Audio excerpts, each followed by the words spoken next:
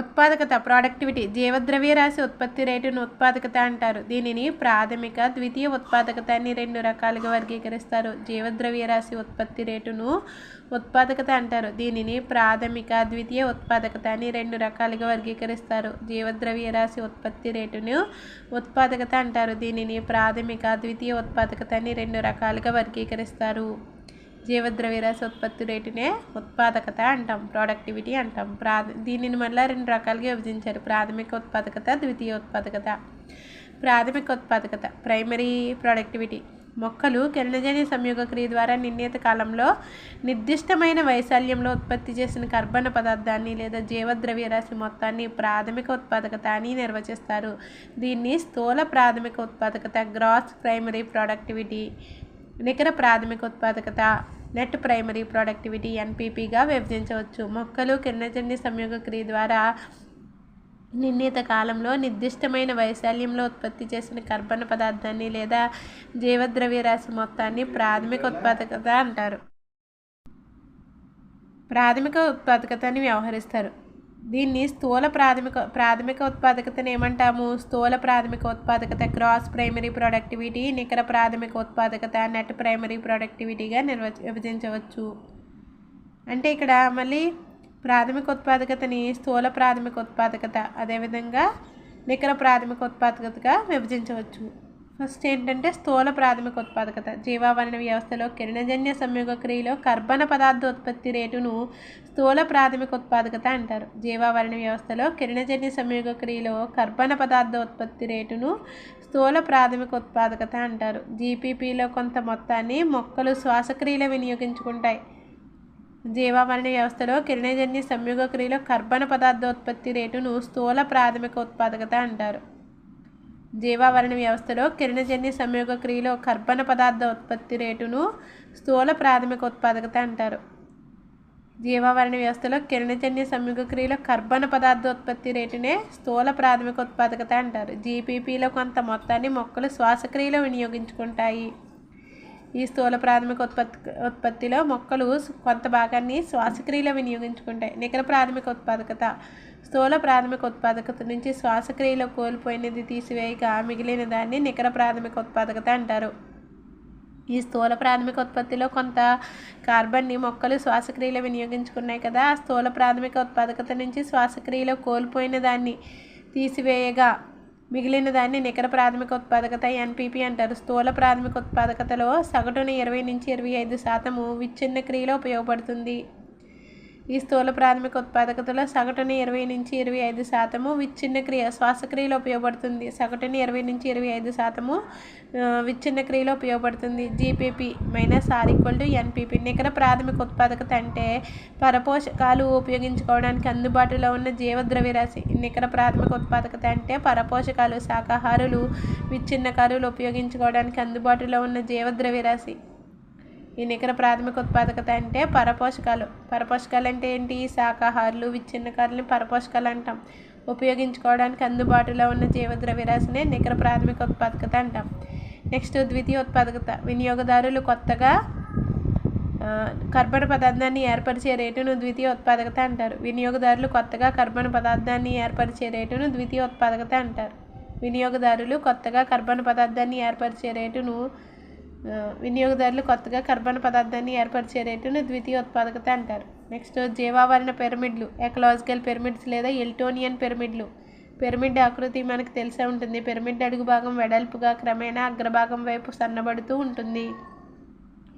పోషక సంబంధాలను సంఖ్యాపరంగా సూచిస్తారు. జీవద్రవ్యరాశి లేదా శక్తి అమరికలో పోషక స్థాయి పైభాగంలో మరొకటి ఉండే విధంగా అమర్చితే క్రమేణా పిరమిడ్ ఆకృతిలో కనబడుతుంది. ప్రతి పిరమిడ్ భాగంలో ఉత్పత్తిదారులు లేదా ప్రాథమిక పోషక స్థాయి, శిఖర భాగంలో తృతీయ లేదా పై స్థాయి ఉన్నత శ్రేణి వినియోగదారులు ఉంటాయి.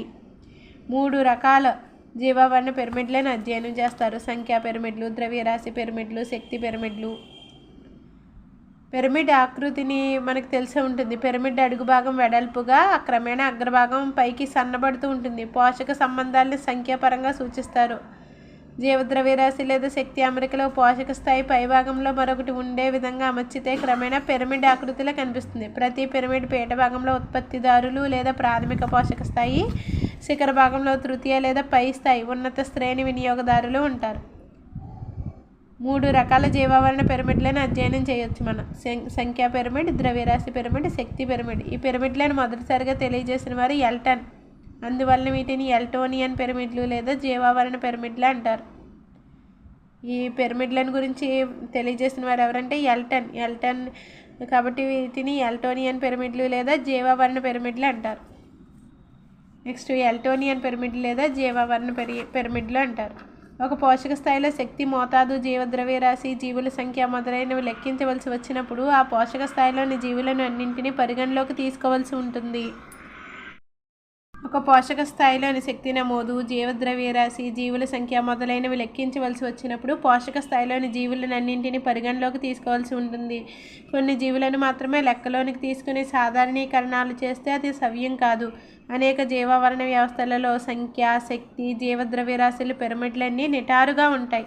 ఒక పోషక స్థాయిలో శక్తి మోతాదు, జీవద్రవ్యరాశి, జీవుల సంఖ్య మొదలైనవి లెక్కించవలసి వచ్చినప్పుడు ఆ పోషక స్థాయిలోని జీవులను అన్నింటినీ పరిగణలోకి తీసుకోవాల్సి ఉంటుంది. కొన్ని జీవులను మాత్రమే లెక్కలోనికి తీసుకుని సాధారణీకరణాలు చేస్తే అది సవ్యం కాదు. అనేక జీవావరణ వ్యవస్థలలో సంఖ్య, శక్తి, జీవద్రవ్యరాశుల పిరమిడ్లన్నీ నిటారుగా ఉంటాయి.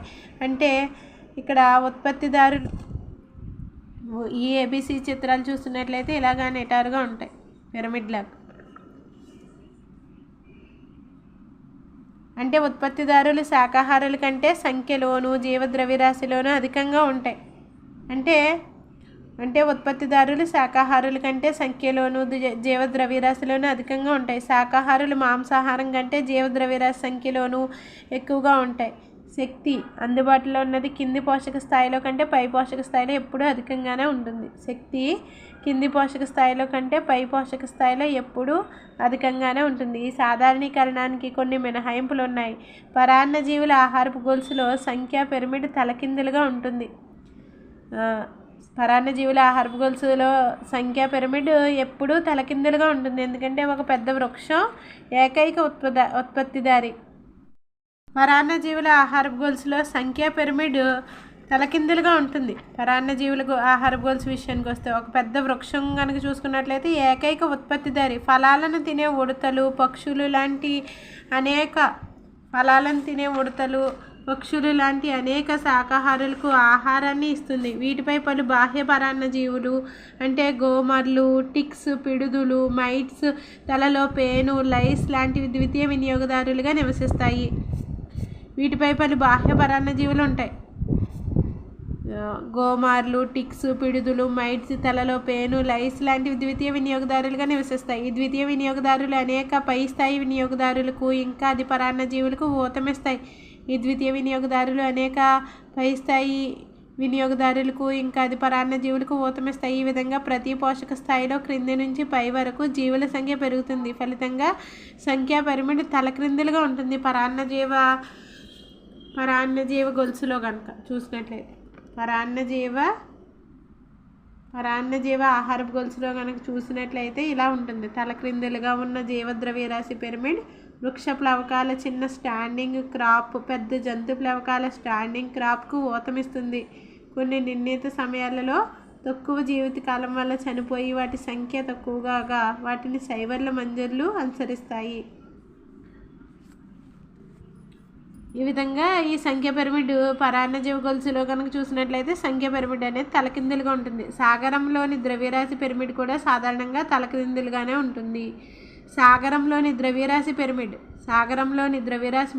కూడా సాధారణంగా తలకిందులుగా ఉంటుంది. ఎందుకంటే చేపల ద్రవ్యరాశి వృక్ష ప్లవకాల ద్రవ్యరాశి కంటే చాలా ఎక్కువగా ఉంటుంది. సాగరంలోని ద్రవ్యరాశి పిరమిడ్ కూడా సాధారణంగా తలకిందులుగా ఉంటుంది. ఎందుకంటే చేపల ద్రవ్యరాశి వృక్ష ప్లవకాల ద్రవ్యరాశి కంటే చాలా ఎక్కువగా ఉంటుంది. శక్తి పిరమిడ్ ఎప్పుడూ నిటారుగా ఉంటుంది. అది ఎప్పటికీ తలకిందులుగా ఉండదు. ఎందుకంటే శక్తి ఒక పోషక స్థాయి నుంచి పై పోషక స్థాయికి బదిలీ చెందేటప్పుడు కొంత శక్తి ఉష్ణ రూపంలో ప్రతి స్థాయిలోనూ విడుదలవుతుంది. శక్తి పిరమిడ్ ఎప్పుడూ నిటారుగా ఉంటుంది. ఇది ఎప్పటికీ తలకిందులుగా ఉండదు. ఎందుకంటే శక్తి ఒక పోషక స్థాయి నుంచి పై పోషక స్థాయికి బదిలీ చెందేటప్పుడు కొంత శక్తి ఉష్ణ రూపంలో ప్రతి స్థాయిలోనూ విడుదలవుతుంది. శక్తి పిరమిడ్ అనేది ఎప్పుడూ నిటారుగా ఉంటుంది. నెక్స్ట్ శక్తి పిరమిడ్ ఎప్పుడూ నిటారుగా ఉంటుంది. ఇది ఎప్పటికీ తలకిందులుగా ఉండదు. శక్తి పిరమిడ్ ఎప్పటికీ నిటారుగానే ఉంటుంది. అది ఎప్పటికీ తలకిందులుగా ఉండదు. ఎందుకంటే శక్తి ఒక పోషక స్థాయి నుంచి పై పోషక స్థాయికి బదిలీ చెందేటప్పుడు కొంత శక్తి ఉష్ణ రూపంలో ప్రతి స్థాయిలోనూ విడుదలవుతుంది. జీవావరణ పిరమిడ్ల యొక్క పరిమితులు. జీవావరణ పిరమిడ్లు కొన్ని పరిమితులు ఉన్నాయి. అవి 2 అంతకంటే ఎక్కువ పోషక స్థాయిలకు చెందిన ఒకే జాతి జీవులను లెక్కలోకి తీసుకొనబడవు. ఈ జీవావరణ పిరమిడ్లు 2 అంతకంటే ఎక్కువ పోషక స్థాయిలకు చెందిన ఒకే జాతి జీవులు లెక్కలోనికి తీసుకొనబడవు. ప్రకృతిలో లేని సరళమైన ఆహారపు గొలుసును ఊహిస్తుంది. ఇవి ఆహార జాలకాన్ని పరిగణలోకి తీసుకోవు.